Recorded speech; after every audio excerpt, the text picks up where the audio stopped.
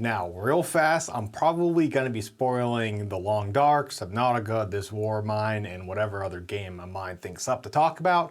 So if you don't want spoilers, now's your chance to dip. Alright, still with me? Good.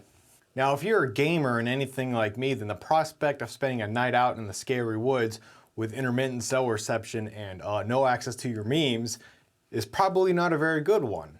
Being with other people is a little bit better, but still, the memes are not there. Embrace the suck? Fuck the suck. I want to be at home in my recliner with my ultra soft blanket and my slippers. So luckily, like with most real life obligations that you wish you could just skate right the fuck by that fuck shit, you can just pick up one of the 50 million games out on Steam to recreate that night out in the woods. Like a night out in the woods. But that's really not like the type of game we're going to be talking about, so yeah. But spending a few nights in the woods isn't what most people would consider fun, unless you're Matthew Posa, who has an excellent YouTube channel that is right here. You should check him out. It's pretty cool. So why do games like Unreal World and The Long Dark have so many positive views out on Steam if they're such fucking hellscapes to think about in real life? We can apply the same thing to Subnautica or Green Hell if you're a masochistic bitch. We don't even have to stop there. We can throw in Frostpunk, which is like surviving Mars, but winter, but the concept's still the same. You're still surviving. Sure, you're not alone, but essentially you're the one making all the decisions for yourself and for your colony. No one else is giving you advice. This is fucking all on you to do. Like, you're alone. And if we want to even go further than that, we can throw in This War of Mine, which is just hell. I don't need to explain This War of Mine to you. Like, holy shit. Regardless of any of those games, the point is, if you found yourself in any of those other mentioned games, it'd be fucking hell. Like, we would all die. I die, you die. I need a constant feed of memes directly into my arm to keep me alive. Like, fucking dude, I need my memes, dude. So what draws us toward these type of games? Is it the aesthetic of the snow on the ground lining everything white? Is it how quiet it gets underwater that gives your overstimulated little anxiety noodle a break? Alright, The Long Dark. Snipe that game on Steam, install it on your favorite SSD or hard drive if you're fucking... Boot that bad bitch up and hit new game. You get these nice cuts of wolves walking across the landscape. You have people doing their thing in the background trying to survive. All the while you have Carol the Bell serenading your sweet, sweet ass into fucking oblivion. Now, this game is all about being out there in the snow and elements and unforgiving terrain and unforgiving wildlife. Shit is all kinds of dickered right from the get-go. In the story mode, at least. Some sort of geomagnetic stalker type of mission blowout deal fucked your plane up and you crash landed and you got a fucking piece of shit glass shard through your hand. It's not good. Not good. You don't want that. But this isn't a game review. This is a theme talk. We're gonna be talking about a theme here, not a game. Difference. There's a difference here. And the theme that we're gonna be talking about is the theme of being alone. If we pick apart every little theme and gameplay mechanic of this game and separate them out into their own little timeout corners like they just hit their brother, this game wouldn't be fun in the real world. Survive in the wilderness with basically no supplies and no training. Fucking hit the bricks, dipshit. You have to reenact the ending of The Gray. Wolves don't have hands, but they can sure fucking catch them. You get the point I'm making here, I think. All these elements combined into one would make hell on earth. But you combine them into a video game, and all of a sudden, shit's fun as fuck. Subnautica is the same type of deal. Your ship gets dickered out of space by a fucking orbital cannon. You crash land into this water planet that has like the leftover set for Waterworld, and you have to fucking survive underwater. Like, it kind of flips the whole survival thing on land on its head because, hey, guess what? You're swimming, bitch, and guess what? You're human. Fuck you, here's some fins. You chase down these defensive little not puffer fish, they're fucking like swim bladder fish that you turn into Yeti containers so you can drink water. And then you get your ass eaten by this scary motherfucker right here. The thing that these games share together is the concept of being alone. It is you and no one else. Like man versus nature. Bear Grylls, Naked Survivor, Survivor Man. Fucking In the Long Dark.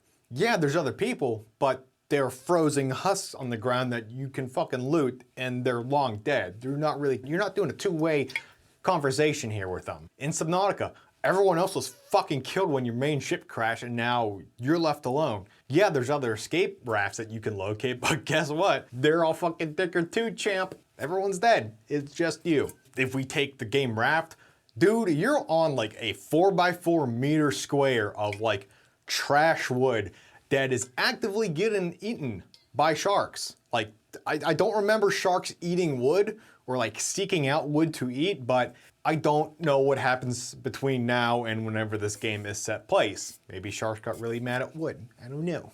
Green hell?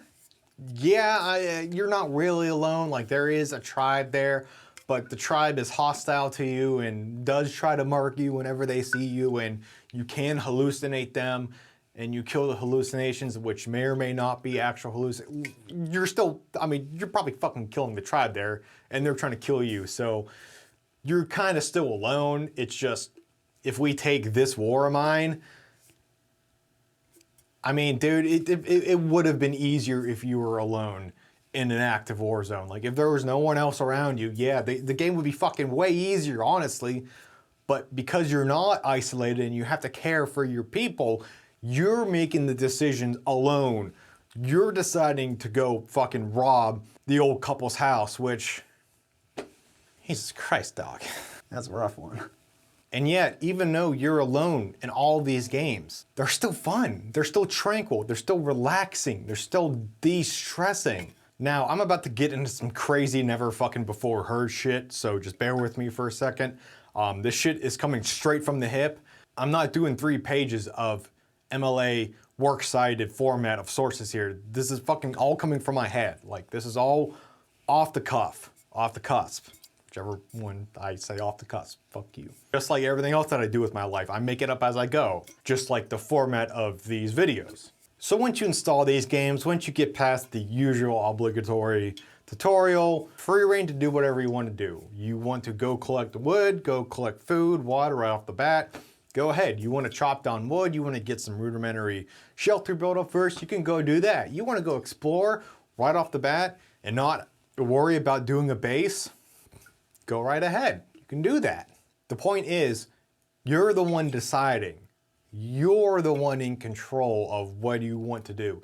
The game usually isn't forcing you to say, hey, build a base right now. Hey, fucking build the base, idiot. Hey, idiot, build the fucking base. Or hey, you're getting low on food. You better like find some turtles to kill, or you better catch a rabbit, or you gotta do something. Or hey, it's raining. Oh, look up and open your mouth, idiot, don't drown. You're isolated, yeah, but no one else is telling you what to do. Like I smell smoke. In Subnautica, if you want to just stand in your base and vibe with your peepers that you capture like a fucking sicko, you could go ahead and do that. The game really won't progress unless you do it yourself. Yeah, there's a timed bit about the main ship exploding, but that only opens up more places for you to explore. It doesn't really restrict you from anywhere. The Long Dark, if you have enough supplies and food and water, you can just chill inside for a few days until like the cabin fever status effect sets in, but Green Hell can just go fuck itself. Now, stay with me here, but if we extrapolate this line of thinking to real life, it doesn't stay the same. If you stay in your apartment or house, yeah, like we own a fucking house at this rate, like, motherfucker. Life is gonna go on without you. Your friends will have birthdays, you'll miss getting that raise from work, you'll sleep through that Zoom party that you definitely wanted to attend.